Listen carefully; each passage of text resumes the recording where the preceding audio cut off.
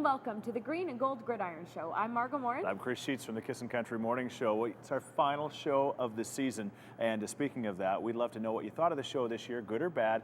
You can email us at thegridironshow@shaw.ca. We look forward to hearing from you. What a great show we have coming up, Margot, though. You know, we've got a former Eskimo turned principal, and we've got a bunch of Eskimos running Segways, those little kind of things like with wheels and pogo stick kind of thing. Right on. Yeah, it's going to be fun. So we're going to start today's show off with checking in with someone who I think holds the record for the longest beard for an O-lineman to ever grow. So check it out. Like ZZ Top long.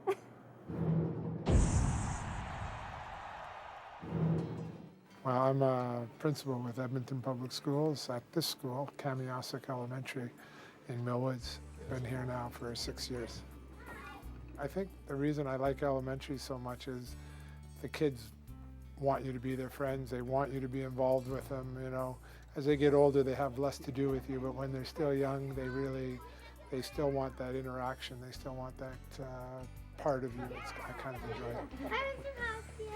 it. Basically, my job is to make sure that I can do as much as possible so the teachers can do their job, which is to teach kids and give them the best education possible. So basically, that's what I do.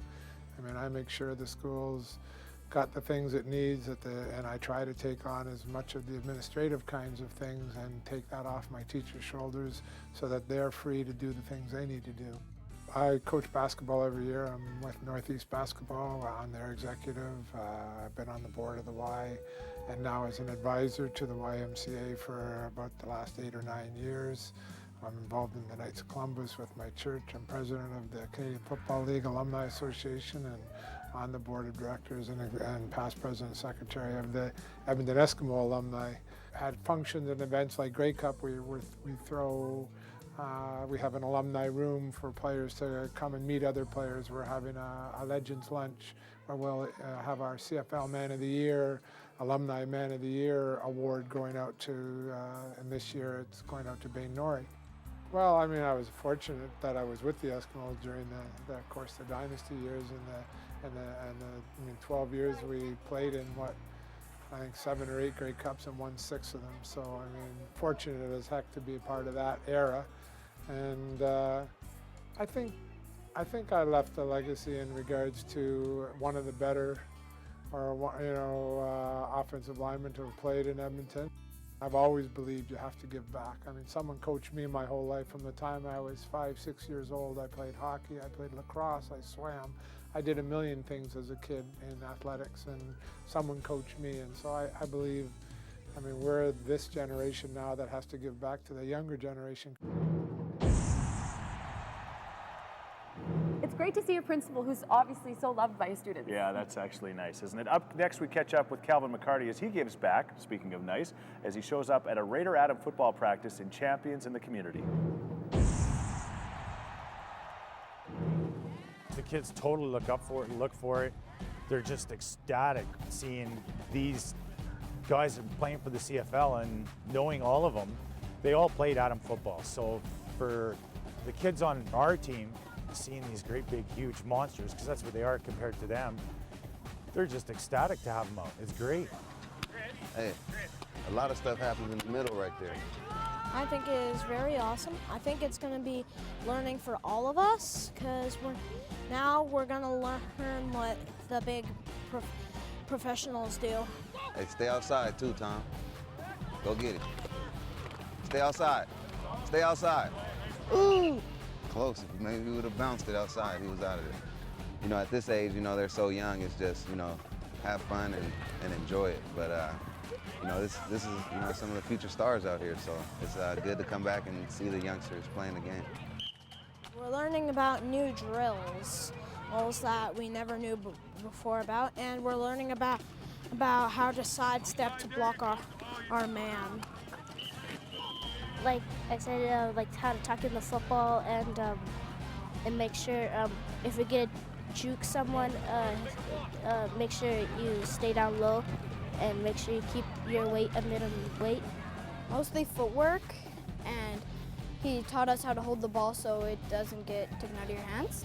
They love it. I'll hear about this probably until next year, until they do it again. To kids at this age, they're like gods. These football stars that they only see way out on the field when they go to the game, and then all of a sudden here they are right in person, and they're talking to me and they're saying my name. It's huge. It's great. You know what I mean, fellas? You gotta look like you want to be out here. Don't just be out here. Be productive. Make a tackle. You ready to make a tackle? Don't let these cats run on you, man. Get through there. Go get them. We're lucky to be playing this game of football, you know, especially as, you know, I've been playing a few years now. And for these kids to start out at this age and be kind of specialized in it is the way I look at it, and more so use it as a tool for them to, you know, learn some lessons in life too, you know, hard work and, you know, produce results off the field, and, you know, hard work in the classroom, and just kind of use it as a tool for them.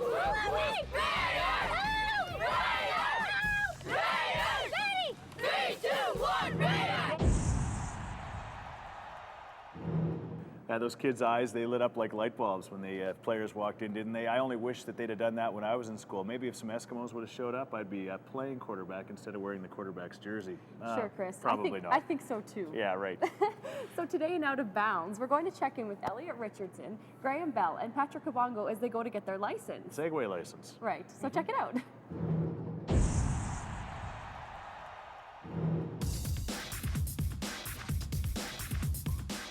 I've seen them a lot, exhibition, different places, and I've always wanted to try them. So that's why we came today, was to experience the Seqway.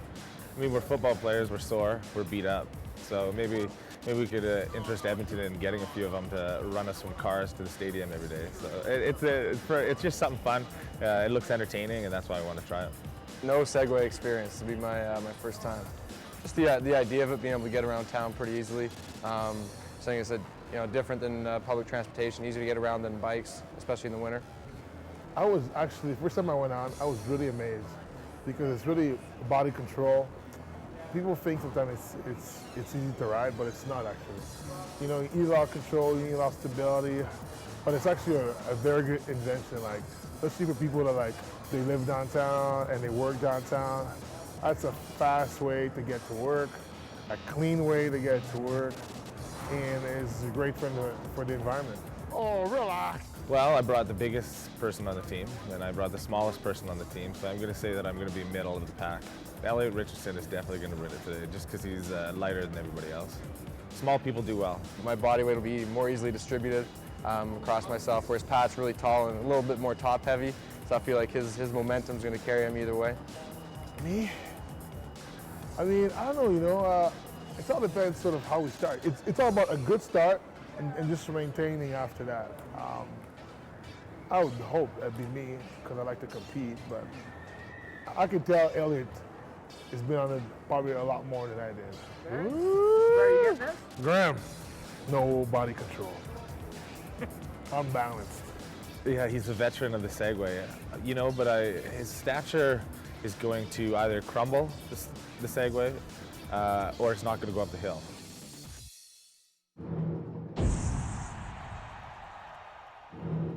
Remember to stay tuned for the second part of Out of Bounds as we find out who's the better Sager. I'm not exactly sure if that's a word, but they were using it. Well, I think that it could get added to the Urban Dictionary, and Graeme Bell will get props for that one. You never know. Some stranger words have been added, I guess. So speaking of people that like to have a lot of fun around here, I'm thinking that you might have a little bit of fun with this Grey Cup project that I'm going to talk about next. We are having a huge flash mob for the Grey Cup, so I want you to head on to jointhemob.ca to get some more information. Now, next in Cheers, we're going to check in with a rich CFL institution, the Cheer Extravaganza. Every year at each host city, there is a performance by all 8 of the CFL cheer teams. We're going to go check in with the Eskimos cheer team as they get prepared for their Cheer Extravaganza routine, so check it out.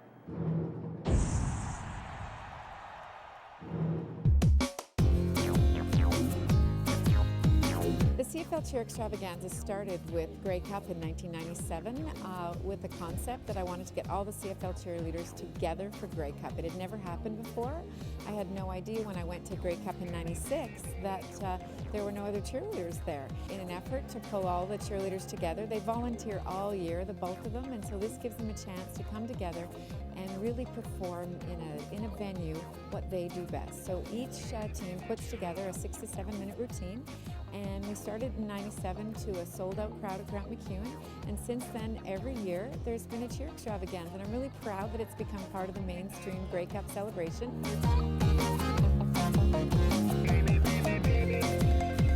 this year we're pulling it back to Grant MacEwan because that's such a great venue and fits the 1,000, 1,500 people we want to get in there to see it. And hoping to put on a wonderful show for the people of Edmonton so they can see what all the CFL cheer teams are doing throughout Canada.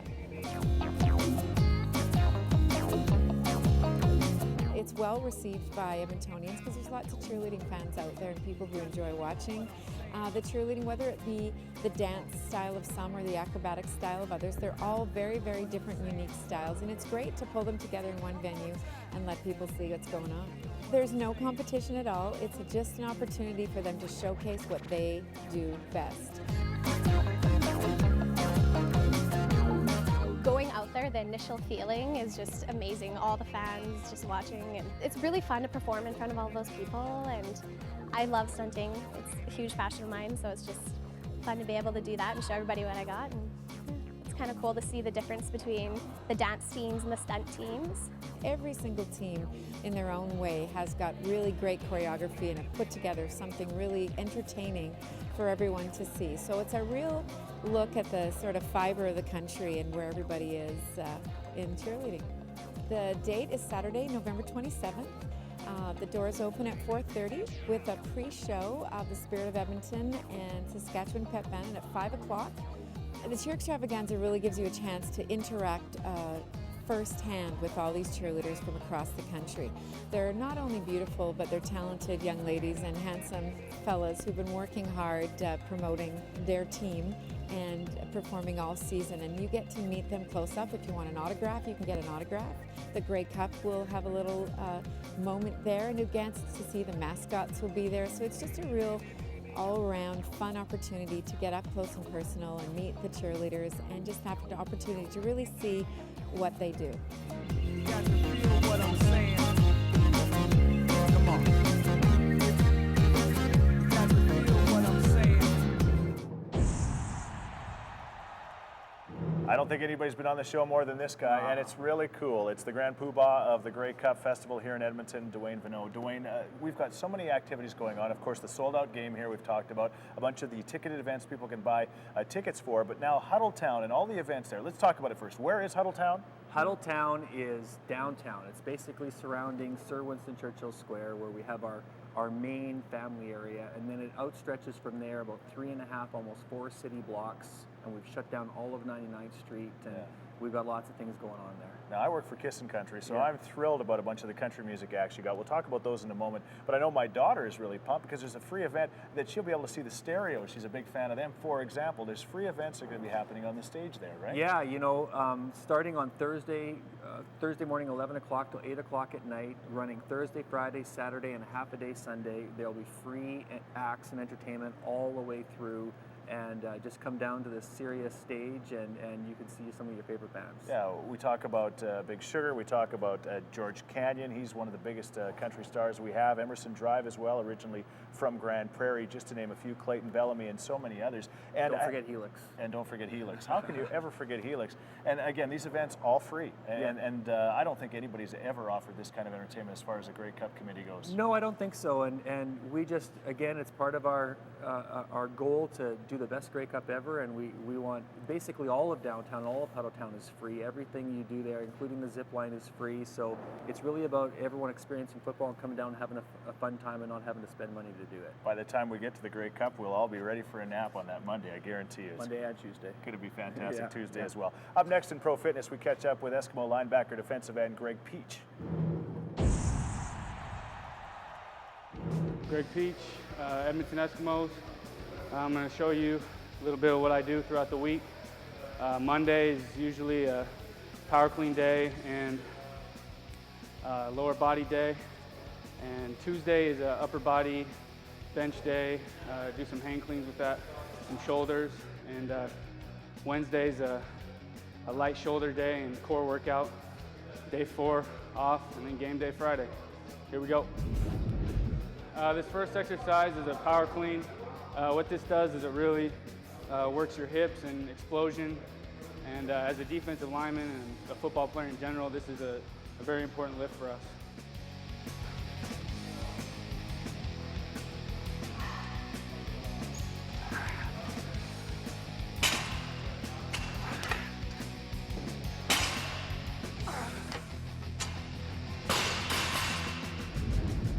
second lift is a hang clean to a shoulder press. What this does, it also works your hips and explosion, but you're also using a pressing movement upward. It's good for your shoulders and your chest. Here we go.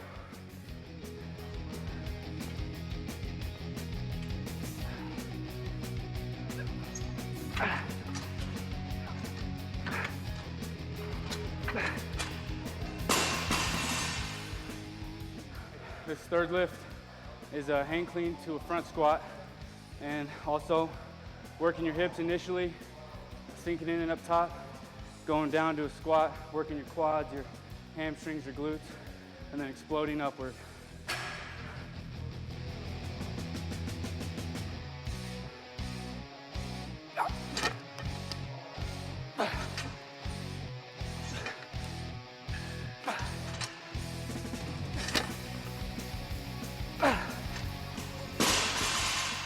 I'm Greg Peach, and this is Pro Fitness.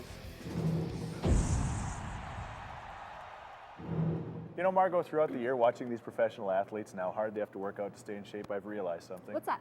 I don't want to be in shape. I like my muffin top. I like it too, Chris. It's not a bad look. Not really. So in our second part of Out of Bounds today, we saw earlier that Graeme Bell, Elliott Richardson, and Patrick Kabongo had a blast getting their Seqway licenses. Yeah, can you believe that Patrick Kabongo actually got on a Seqway? They needed the tandem wheel one, though. But I anyway, heard. Yeah, that's another story. And so, of course, they have to run the course. Now, these are athletes. They're competitive. Yep. We're going to see what happens as we put them to the test on the Seqway course. Watch out. Welcome to Out of Bounds. I'm Graeme Bell. I'm here with Patrick Kabongo and Elliott Richardson at Edmonton Seqway, and we're here to seg. So what we're going to do is we're going to take you through a little obstacle course here, okay? It's not a speed course, it's a point system. I'm going to give you 100 points to start off with, just like your counterparts, okay? Here's how you lose points. We want you to be right in the middle of this yellow line. Oh. There's no left or right lane, so we want you to be right in the middle, okay? If you go outside the yellow line, I'm going to take 5 points off you. If you're pushing or pulling on the handlebar, I'm going to take 5 points off you, okay? If you crash into something, I'm going to take 30 points off you, okay?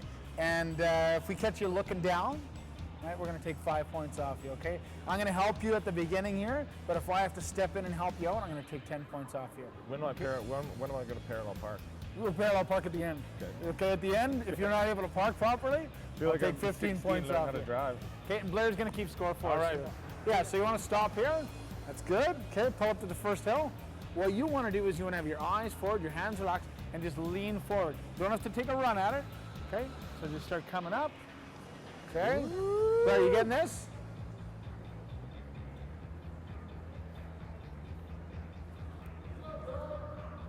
Okay. Okay, you looking down there? Caught you there? So use your peripherals to see it, okay? Got another looking down situation going on there with Graeme? I'm trying to look at the line. Okay, use your peripherals, man. If I laid 20s here, you'd see those, right? Okay, so keep your eyes up, hands relaxed, just pop on up. Perfect. Oh, that was easy. That was an easy one. Good. Oh, yeah. Oh, this is bad. This thing just balances you. That's it. So you're going to have your eyes up, hands relaxed. Okay, and just step down. Nicely done. Parallel park to two. Good job.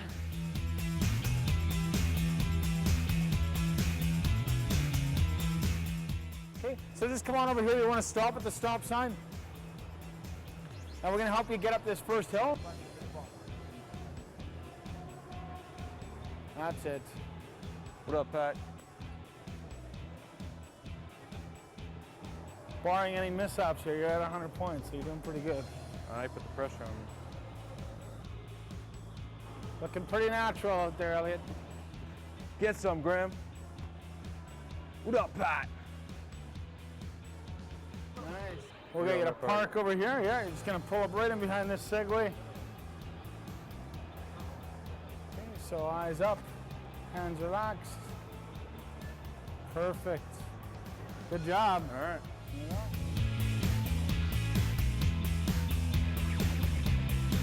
We're going to stop at the stop sign, then I'm going to help you get up that first hill, okay? What you want to do is you want to have your eyes up, hands relaxed, and lean your belly button into the bar, and that's going to carry you up over the hill. That's perfect. Okay? Now when you come down the hill, you're just going to lean everything back. Okay. Little pull there. Now you've got a little bit bigger machine too, so you want to watch your tire clearance around these corners. Okay. Okay, doing good. Caught yourself almost looking down there. No, I did not. I was looking almost, I said. That doesn't count for any points. Eyes up. Perfect.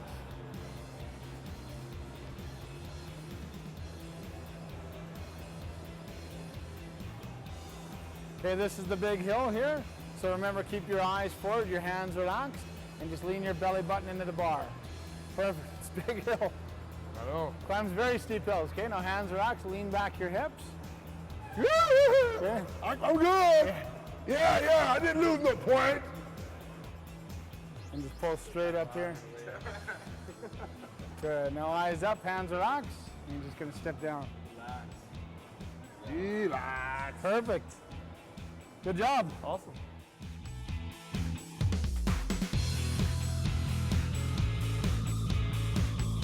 All right, here we go. Final results.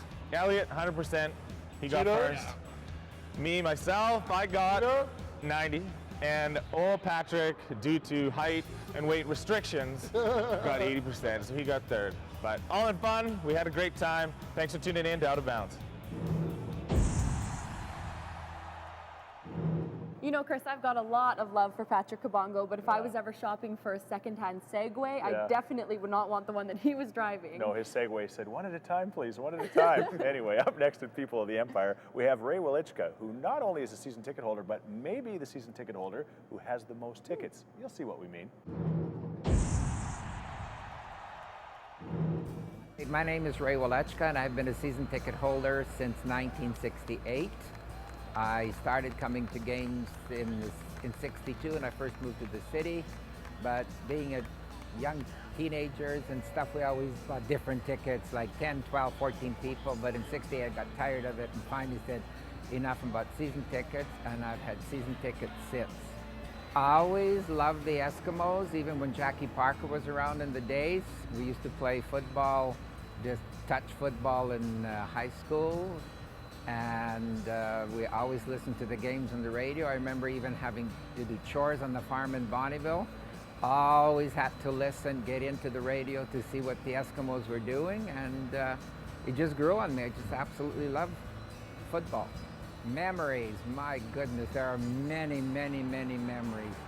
First, the 60s were very low. We never won, but when we did win a game when we were 2-14, it was like winning a Grey Cup. Then in the 70s, when Ray Welychka came around, we really started playing good. And the 80s were super. We won the 5 in a row. Well, the organization is very great. It's improving again now to top notch. And I think our fans are great, but the real fans are the ones that get out here in the cold, in the rain, and sit through anything and everything what the weather gives us. You just got to be there all the time. Let's go, Eskimo! Presently, I have 17 seats on my name, and I have family and friends, a lot of friends, and we're always there. They're really great fans, and buy them, and they always pay me back. And 17, I used to have 25 when Commonwealth Stadium first opened up, but people moved, people changed their plans, whatever, but still have 17 on my name.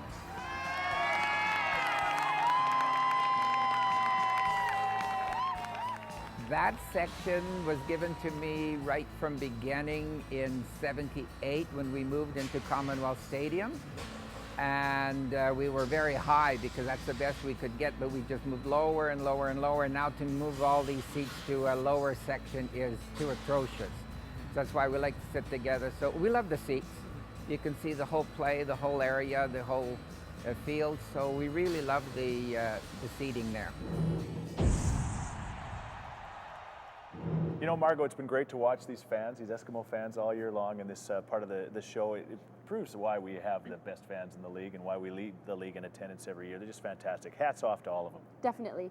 So he may not be the voice of the Eskimos any longer, but he will forever be linked to the Eskimos franchise. You're talking about Bryan Hall? I sure am. Cool. And we brought him back this week for teammate trivia. We are quizzing him alongside his replacement, Morley Scott, to see who knows Dave Campbell the best. So check it out. We're here with the 630 Head Dream Team, Mr. Bryan Hall and Morley Scott, and we're going to find out who knows Dave Campbell better. First question, what saying does Dave use most on the air? A, winner, winner, chicken dinner. B, touchdown Eskimos. Or C, that's right. That's right. I'll go with that's right as well.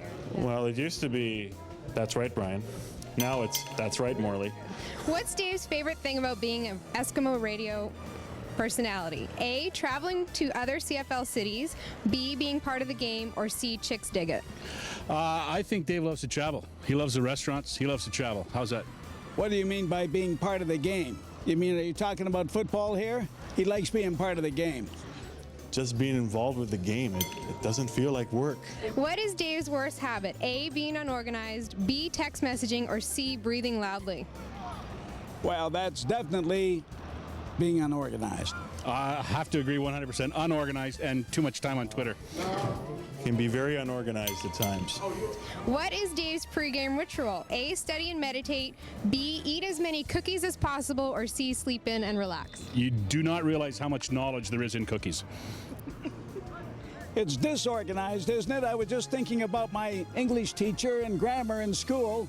Instead of unorganized, it's disorganized. I just wanted to correct that from my old Stop English living in the teacher past. case she's watching. I'm not living in the past. You're asking me to live in the past by talking about Dave, for heaven's sakes. Now, what is it? Oh, he likes sleeping. Try and relax. You know, maybe sleep in. Sleep in is probably a big one for me. You're correct. You know your co-host pretty good. Of course I do. All right. This is unfair because I broke him into the business. I know him like a book. What is Dave's favorite food? A, burgers, B, pizza, or C, salad? Well, I can tell you one thing. If you look at his body, it ain't salad. So it's got to be burgers, or what was the other, pizza? Pizza. He loves pizza. What about Tony Roma's ribs? Ooh, yeah, he'd love those. Anybody. I can tell you, we just got back from Hamilton, and I can tell you he was crushed because he went down to the burger joint and it was closed. Burgers. I saw the sadness in his eyes when he couldn't have a burger in Hamilton. Yeah, that's only there because he couldn't find a pizza joint. He loves pizza more than anything. He had to kill for pizza.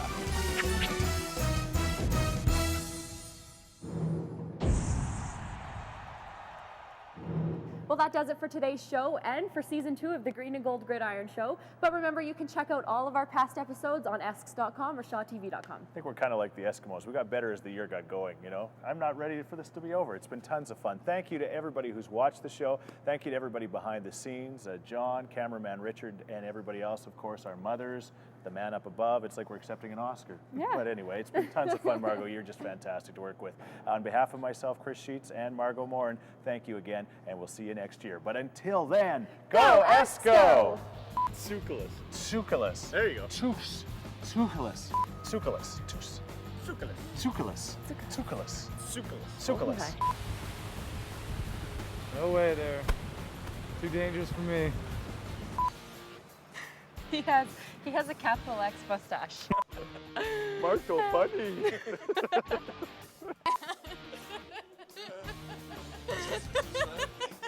It was okay. I wanted to be an Olympic gymnast when I grew up. I just thought of Chris in a leotard. Not so pretty. Did they make him that big? Sharp, man. There we are. Looking sharp, man. He's a natural. I got my eye on you. Tooties and looties. Tooties and looties. I got the power. I've been doing Seqway for about 10 years. You know, the guy that came up with it, you know, asked me for some advice. I give him some advice, you know, as far as width and size and speed. So Seqway and I are like this, man.